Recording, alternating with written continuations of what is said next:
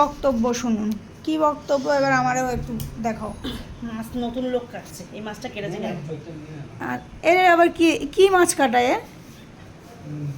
হ্যাঁ? একটু দূর থেকে দেখাও, দাঁড়াও আমি একটু পিছনে সরে যাই, দেখি দেখাও।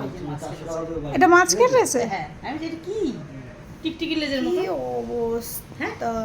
তোজোর বাবা এক্ষুনি বাজার থেকে মাছ এনেছে, এবার বাবাই খাবে। যে টিকটিকির লাজের মতো, টিকটিকি অত চুচু, অত একই অখাদ্য পিসগুলো করে দিয়েছে। নতুন লোক মাছের ব্যবসা নতুন খুলে বসেছে। এর থেকে তো মনে হয় তোজোবাবু আমাদের ভালো মাছ কাটতো, যদি ওর বাবা গোটা এনে দিত। এই তো এনেছে তোজোর পাপা যেরকম, তোজো খাবে এটা। আর বাকি পিসগুলোরও তো ওই একই অবস্থা।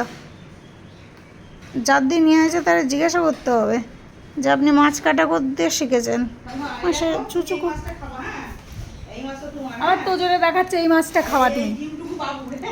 ওই ডিমটুকু বাবু ভালো খায় বাবু, এই যে ডিমটুকু বাবু, হ্যাঁ, আর এই মাছটা তোমার, হ্যাঁ, তাই তো?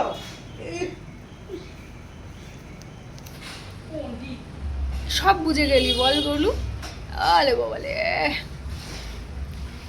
এই যে লাউ কুমড়ো এগুলো কাটবে কে?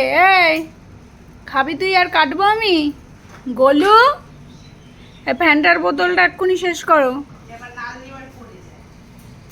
ওর মা কি বলে লাউটা অর্ধেক অর্ধেক কেটে রাখলো, যে কুমড়ো টুমড়ো সব এখানে।